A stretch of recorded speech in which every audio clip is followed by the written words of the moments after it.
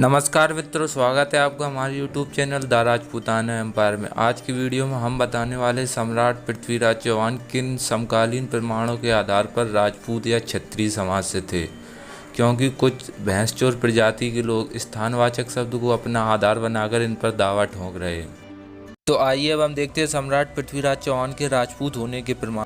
पहला प्रमाण है पृथ्वीराज रासो के बृहद संस्करण के महोबा समय के छंद 49 और 50 से, जिसमें लिखा है उतय कनक चौहान रजपूत धायो बरमवीर ऊदल पे कूदी आयो कियो युद्ध चौहान रजपूत चायो, जिसका अर्थ है पृथ्वीराज चौहान के काका कान्हा या कनक चौहान धावा बोलते हैं ऊदल पर जब चंदेल चौहानों के बीच युद्ध हो रहा था, और यहाँ उनके लिए पंक्ति प्रयुक्त होती है कि वह चौहान राजपूत चारों ओर से ऊदल से युद्ध कर रहा है।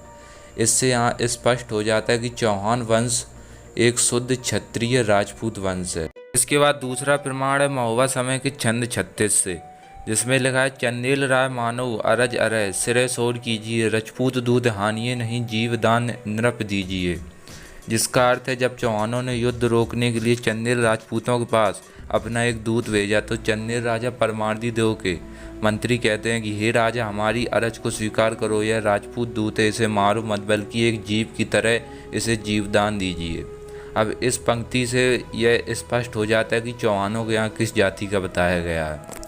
फिर इसके बाद तीसरा प्रमाण है पृथ्वीराज रासो के लघु संस्करण के खंड 9 से, जिसमें लिखा है कि पृथ्वीराज चौहान के सामंत भूपति चौहान जो संयोगता को बचाने के लिए कन्नौज में राजा जयचंद से युद्ध करते हैं, उनके लिए यहाँ पंक्ति प्रयुक्त होती है सावत सूर्य हसी परस्पर कहिए भले रजपूत 100 हम 100 रजपूत सा सुंदरी एक, जिसका अर्थ है कि शत्रु सेना चाहे जितनी भी हो, इस एक सुंदरी को बचाने के लिए हम 100 राजपूत ही काफ़ी हैं।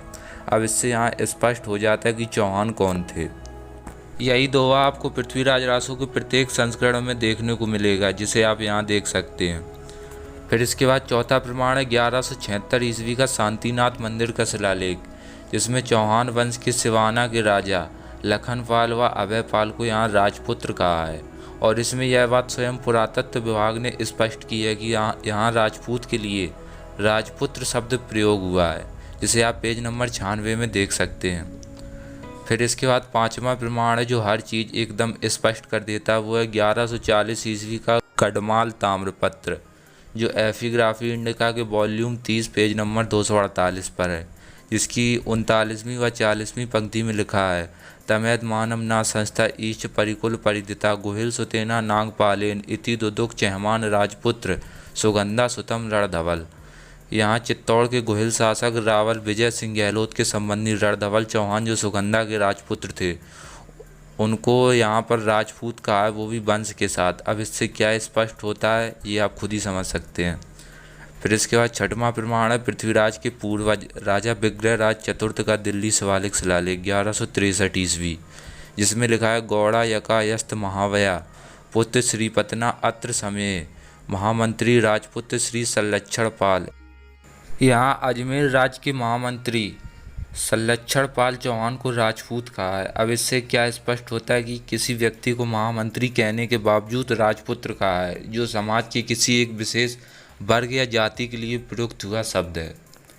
फिर इसके बाद सातवां प्रमाण है 1182 ईस्वी का जालौर शिलालेख, जो एफिग्राफी इंडिका वॉल्यूम 11 पेज नंबर 53 और 54 पर है, जिसमें लिखा है रत्य तिकरे राज्य चिंद के जोजल राजपुत्रे इत्येव काले प्रवर्तमाने यन्मातुला संभवन किल जोजलाद्रो।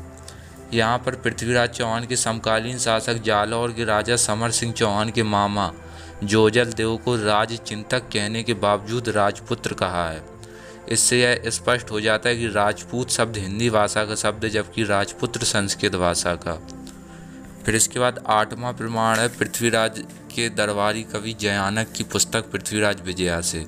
पृथ्वीराज विजया के नवम सर्ग के 201 पृष्ठ संख्या पर श्लोक संख्या 51 के संस्कृत सारांश में लिखा है सोम उमा सहित ईश्वरो सोमेश्वरो राजा चा तद्भवो अर्गणोस कुमार्यो राजपुत्र्यो अश्वेषण शीत्यो ज्येष्ठ माघ्यो मध्य विंगाजले योरिव जन्म पाव नवभूत, जिसका अर्थ है कि ज्येष्ठ माघ के मध्य में सोमवार को ईश्वर की कृपा से अद्भुत कुमार सोमेश्वर राजपुत्र का जन्म हुआ है। अब यहाँ कुमार शब्द पहले राजकुमार के अर्थ में प्रयुक्त हो चुका है, लेकिन फिर भी उसके बाद राजपुत्र शब्द आया है, जिसका अर्थ एक वर्ग और जाति के रूप में हुआ है, और राजा सोमेश्वर पृथ्वीराज चौहान के पिता थे।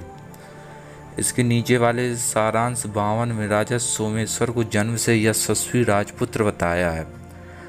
अब इतिहास चोरों को यह पसंद नहीं आएगा तो वो इसमें भी कुछ ना कुछ काट छाट निकाल कर कुछ और बोलेंगे। तो हमने भी सबूतों का ऐसा एक खास सेट तैयार किया जो उनकी पूरी तरीके से पोल खोलेगा।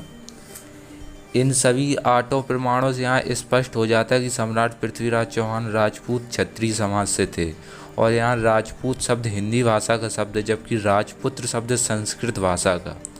लेकिन कुछ अधजल गगरियों और फर्जी महासभा को संस्कृत व हिंदी का अर्थ पता नहीं है, बस शब्द देखकर अर्थ का अनर्थ कर लाते हैं और 2 समाजों को आपस में लड़ाने का प्रयास कर रहे हैं। हिंदी भाषा की उत्पत्ति 13वीं शताब्दी में हुई है, यह बात सर्वविदित है, जिसे आधार बनाकर यह कहते हैं कि राजपूत 13वीं शताब्दी में आए थे, जैसे मंगल ग्रह से कोई एलियन पृथ्वी पर आया हो। इन जाहिलों को ये तक नहीं पता कि 7वीं सदी में यहाँ चित्तौड़ के राजपूत राजा बप्पा रावल यहाँ शासन कर रहे थे, और बाकी राजपूत वंशों के राजा 5वीं शताब्दी से ही भारत में अस्तित्व में थे।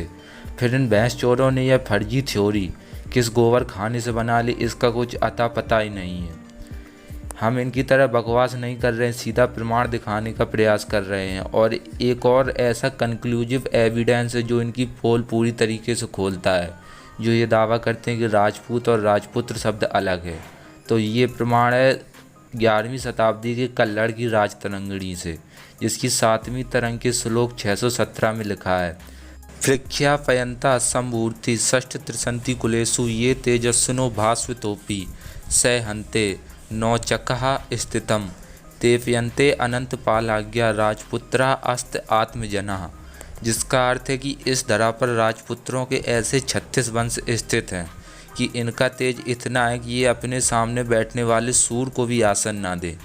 यह षष्ठ त्रिसंति कुलेषु का हिंदी में अर्थ 36 होता है। और अब ज्ञानी पुरुष जो ज्ञान दे रहे थे कि राजपुत्र केवल राजकुमार होता है या कोई जाति नहीं, तो फिर ये 1000 साल पुराने संस्कृत के ग्रंथ क्या बता रहे हैं। यहाँ तो स्पष्ट है कि 36 वंश किसी वर्ग या जाति के होंगे, ना कि किसी राजकुमार के या एक व्यक्ति के। अब ये बात यहाँ पूर्णतः स्पष्ट हो चुकी है कि राजपुत्र और राजपूत शब्द दोनों एक ही शब्द हैं। इन फर्जी गोबर पुत्रों और इतिहास चोरों के पास कोई प्रोपेगेंडा नहीं है, क्योंकि ये अब बैकफुट पर चले गए हैं। अगले वीडियो में हम इन अनपढ़ इतिहास चोरों को दिखाए गए प्रमाणों को एक्सपोज करेंगे कि ये जिस प्रकार एक स्थानवाचक शब्द को अपनी जाति बनाकर बैठे हैं, उसी के आधार पर यह इतिहास चोरी कर रहे हैं। तो मिलते हैं इस वीडियो के अगले भाग में। वीडियो को ज़्यादा से ज़्यादा लाइक और शेयर करें, और प्लीज़ चैनल को सब्सक्राइब जरूर करें। तब तक के लिए आपका बहुत बहुत धन्यवाद।